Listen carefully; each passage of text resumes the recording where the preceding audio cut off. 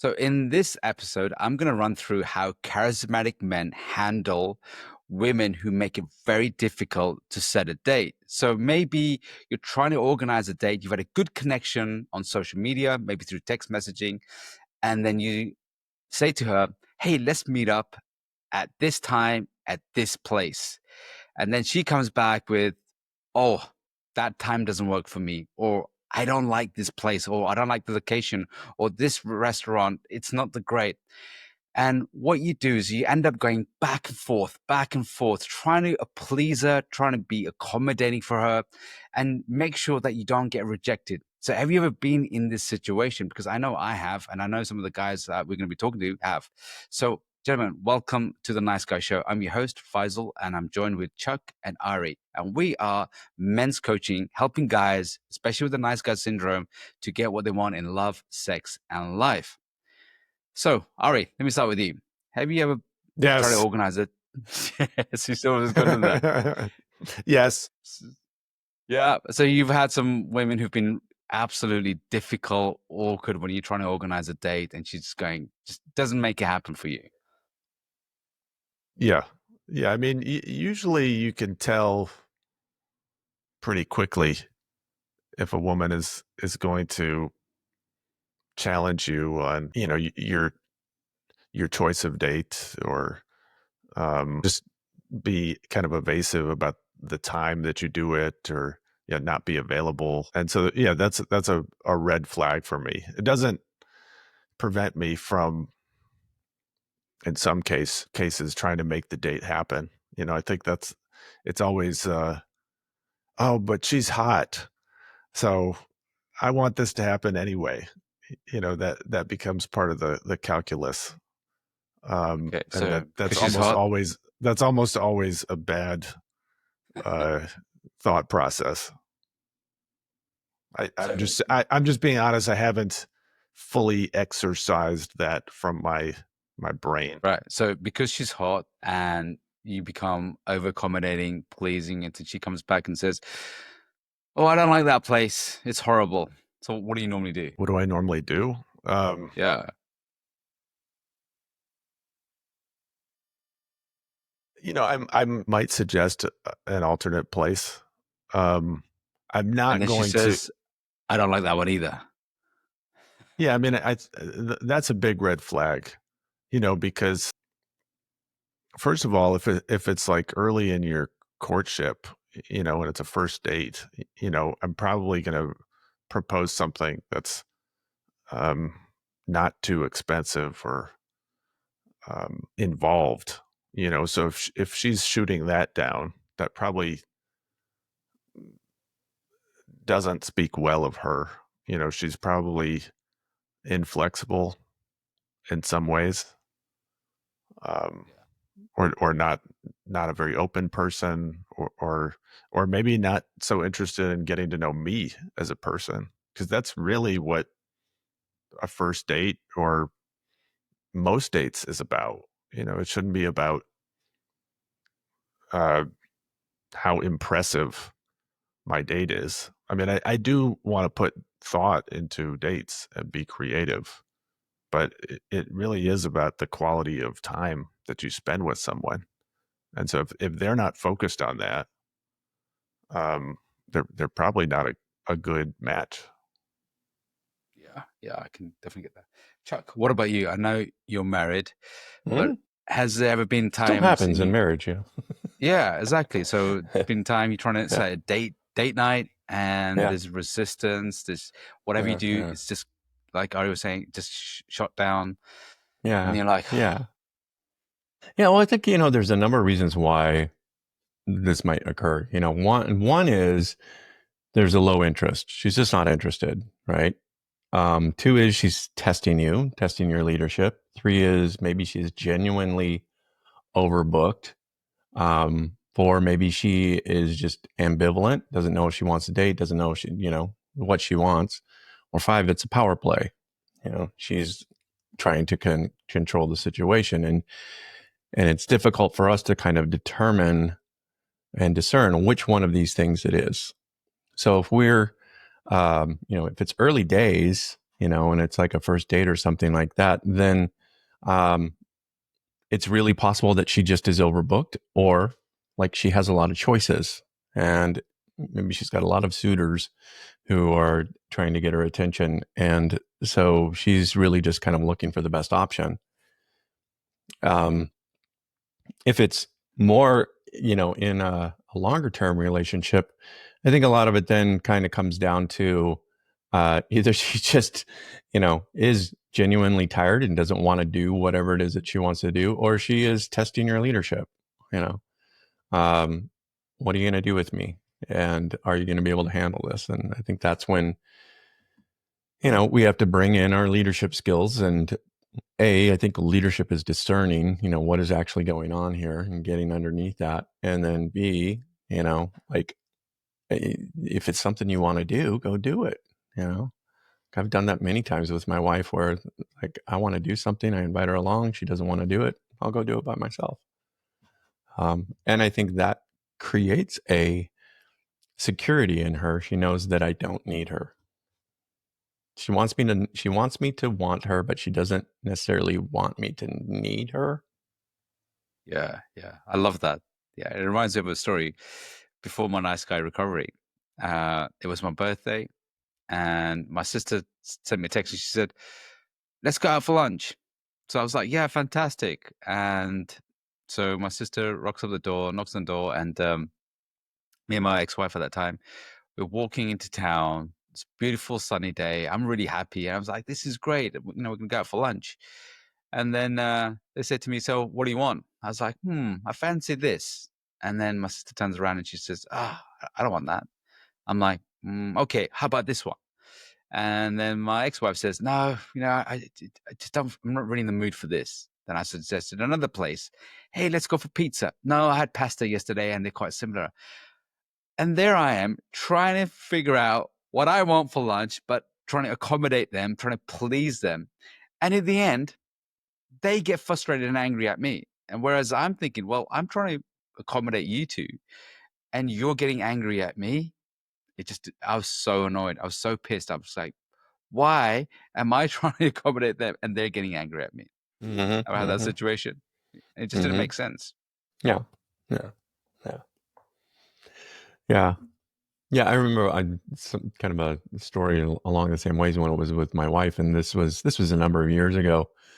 And working with men oftentimes and seeing where they're at in their particular relationships often inspires me in my own relationship. And I think this particular day, I was very much like having a hard time, working with guys that were just not connecting with their partners. And so when I got home at the end of the day, I told my wife, I'm like, get dressed. We're going to go do something. And she's like, well, I don't want to do that. I'm like, come on, just go. And she's like, you don't understand. You're making me feel very like pressured here. And I was like, oh. And I said, babe, here's the thing. It's like I work with guys every day who struggle in their relationship, and the passion and the fire's gone. And I just don't want that to happen to us, because that was what was really going on with me. And I thought, well, I'll solve it by surprising her and leading her into a great night. And really, what was going on was I wasn't understanding, like, it was the end of the week and she had worked all week and she was tired. And it wasn't that she didn't want to connect with me. It was that she didn't want to connect with me in the way that I wanted to connect with her, or probably a better word is how I thought I needed to connect with her. Yeah. So it's about calibrating your timing as well. And I think a lot of the guys do miss the calibration as well. And again, you've got the comfort of knowing your partner and be able to assess that. But especially when you're trying to organize a first date, it's really difficult to Yeah. ascertain all the things that are going in the world. So I've had many cases where I've set the date, and the guys I work with as well, they like, okay, you, they've gone through YouTube, they've gone through a lot of dating books, and it says, the man sets the tone, sets the date, organizes the place. And a lot of guys try this, and what happens is they crash and burn, and then they go back into the old nice guy behavior. And as soon as And as soon as they go back in their old nice guy behavior, they start to lose the power. And as soon as they start to lose the power, they start to lose the attraction. And so the guys are thinking, well, I'm in a no-win situation. If I then start accommodating her, then I lose the attraction. If I start becoming pushy and forceful, then I'll get labeled as you're controlling, you're pushy and forceful. He says, like, I don't know what to do. So what they do is just retract, and they just ghost or not engage anymore, and avoidance. So there's got to be a better way, right? So what's a better way that you guys handle this? And I like what you said earlier on, Chuck. You know, I'm organizing this with or without you. I'm going. So what's a better way we can do this in the first date? Because obviously there's a risk of rejection. Well, I would say, you know, number one is I'm going to give her a couple chances, right? So leadership, I don't think is dominance. Leadership is, you know, kind of again setting the tone and taking the lead. Uh, Another example was I remember I telling my wife like, we're going to go out to Mexican food tonight, and she goes, I don't want to go. I don't want to do Mexican. And I said, okay, well, what do you want to do? And she says, I don't know. And I said, well, what about Thai? And she's like, I don't know. And I said, you know, well, okay, well, what about, you know, Italian? She's like, I don't know. I don't know. And I'm like, okay, here's what we're going to do. I'm driving towards the Mexican restaurant. And if there's something that comes to your mind before then that you want to do, I'm willing to pivot, but we're going to go this way. So I think there's a bit of, you know, this is what we're going to do. And the openness to be like, I'll take your suggestions. But if she's being sort of like the typical, you know, female, like, oh, I don't really know what I want, then that's time for you to make a decision. I think similarly, like if it's a first date, you can say, hey, here's what I'm thinking. We'll go here, we'll do this, you know, meet me at this place at 7:30, whatever. And if she's like, I don't want to do that. Okay. Do you have any suggestions? No. Okay. Then we're going to do this until you have a better suggestion. I think that kind of shows the leadership in it without being a dominant dick. Yeah. Yeah. I love that. But I try to, you know, I would say I'm going to give her a couple of chances, especially if like we haven't had a first date yet. But after I think the third time, it's like, all right, you know, I think that's when you say something like, you know, let me know when, you know, basically saying like, hey, this is what I'm looking for. I'm looking for somebody who is able to, you know, who wants to go out with me and wants to have a good time and wants to do these things. And, you know, let me know if that changes for you. But it doesn't seem like you have the availability to do that right now. Yeah. That's some really good lessons there as well. I what like. about Yari? Well, I was just going to say to Chuck, I think what you just said right there around availability, it's not tying yourself in knots to try to interpret why she's unavailable. You know, you're just sort of paying attention to her level of interest. You know, I go back to like the Dating Essentials for Men book of Dr. Glover, you know, like looking at her level of interest and not obsessing about it. I think that's helpful. Well, it's helpful in a couple ways. One is, and I think that this is what we need to do. We need to, as men, need to learn to do.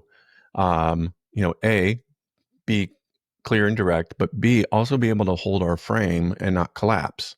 You know, and say, okay, no pressure. You know, I'm looking for somebody who's excited to go out together. You know, let me know if that changes for you. But I'm the prize. You know, like you're missing out if you don't go out with me because I am. I'm a really good man. And I think the third thing of that is like, yeah, become a really good man. Become the kind of man that, you know, are worthy of being, you know, and Faisal talks about this all the time about being a high valued man, you know, become a high valued man, be a man worth dating. And that way, if she doesn't want to go out with you, it's like, okay, well, I'm looking for a higher quality woman. And I think that helps you hold frame. Yeah. I think I think I've gone out with enough women at this point to just kind of like notice that with some women it just feels easy. I'm still leading. There still might be there still could be good chemistry, but it shouldn't feel like pulling teeth to get them to go out on a date. Like and that's what I want to emphasize to listeners. Like if it feels really difficult to get them on a date, that's probably all that you need. I don't know, maybe Faisal, you have a different attitude about this, but Yeah. I like your points on that. And I like the fact that there could be some red flags here. There's for sure, definitely, because some people might have conflict uh, disorders, oppositional kind of disorders where they just whatever you suggest, they just want to go to the opposite way, or they're looking for constant conflict in situations. So you got to remember those kind of disorders do exist and how they're showing up. Now, I had a guy I was working with. He's organized a date and he's done it beautifully. He's planned that, okay, we're going to meet for drinks, we're going to go out for dinner, and then we're going to go to a show. And she just shot him down. Straight away, she just shot him down. And he sends me a WhatsApp message and he says, Faisal, here's the situation. I'm stuck here. What do I say? What do I do? Because she's just constantly resisting any suggestions I have. And I said, look, just keep it simple. I said, a date is an invitation. You got to remember that it's an invitation and it's for her to say yes or no. A date isn't a negotiation. It's not constant back and forth, back and forth. There might be some points where you say, okay, that doesn't work for me. And then where she would come back and give an alternative. But a lot of times the guys are saying, well, did I come back with any alternative dates? And I'm constantly having to do this. There will be a point where you will be pursuing, making the effort. That's what some of the feminine wants to know is like, is he going to make the effort? Because there's a lot of guys who will just attempt something and just collapse. And she wants to know, is he going to really make the effort, really be consistent and persistent? So that's one element. And that's different. So what did you advise your client?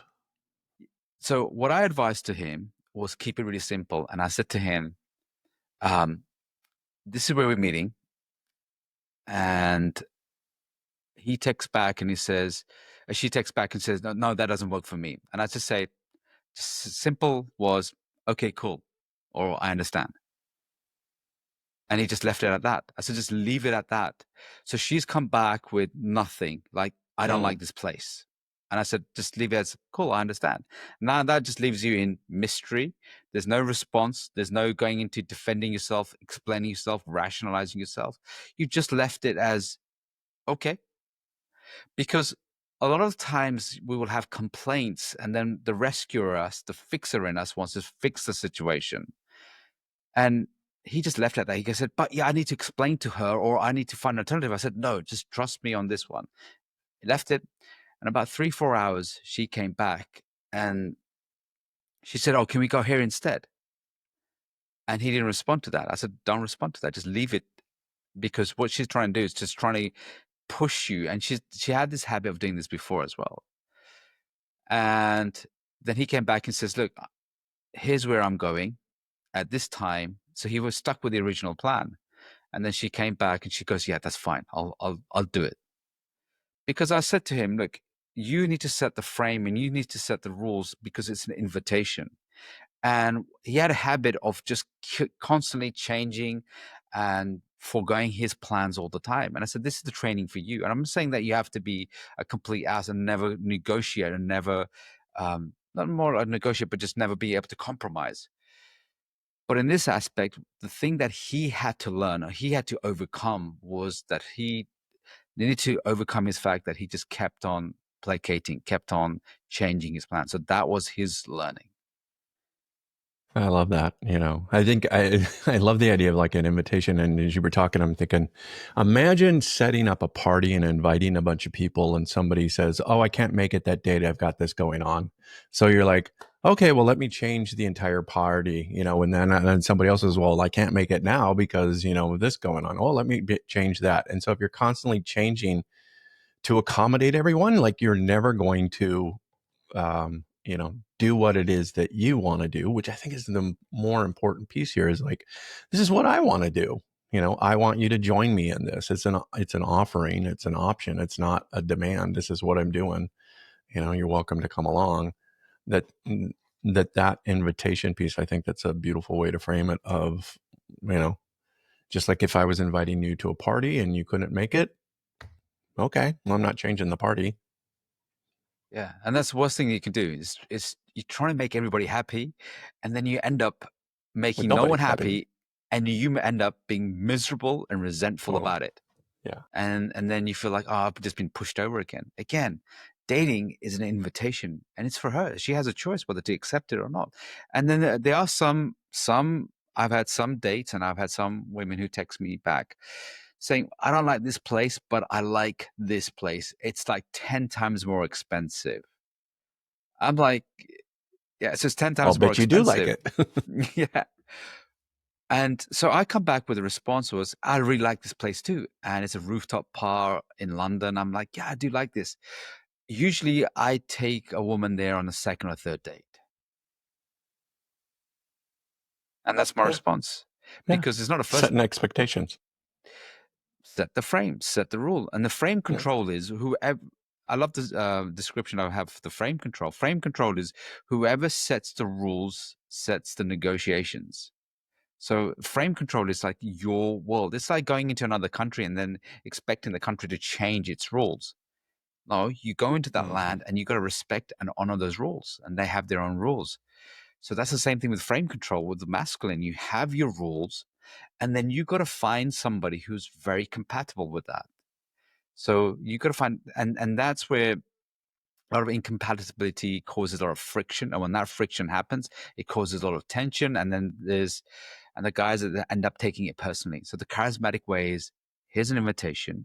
If this doesn't work for you, and she doesn't offer an alternative or a suggestion, sometimes you might need to probe that. But again, you got to go through the guy's history of text messages, and this is where I love doing, and this is one of my, I said, geniuses, is going through guys' text messages and finding out where they're being needy, where they're being codependent, where they're being the nice guy, and where they're being, like a doormat, where they instantly lose attraction. So going through the text messages really helps me to understand your blueprint, your kind of pattern of thinking. And then from there, we can tweak that. And it's usually just takes a few, what I say is get away from the average man to the charismatic man behavior. So the average man behavior is going to get you in the friend zone, get you ignored.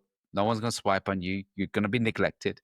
As soon as you do the charismatic man behavior, and it just takes a few tweaks. You don't, the gap is like just minuscule, just a little bit of differences It's a that you need small from the change. average man. It's a small change. And when you do that, she'll recognize that. Women want nuances. This is the most important thing, is they work in nuances, not big grandiose gestures. Yeah. I love that. Yeah, go ahead, Ari. Sorry. Do you think if a woman is testing quite a bit at the beginning, that it says something negative about her, like that it's a big red flag, or does it really vary? It depends on our tone.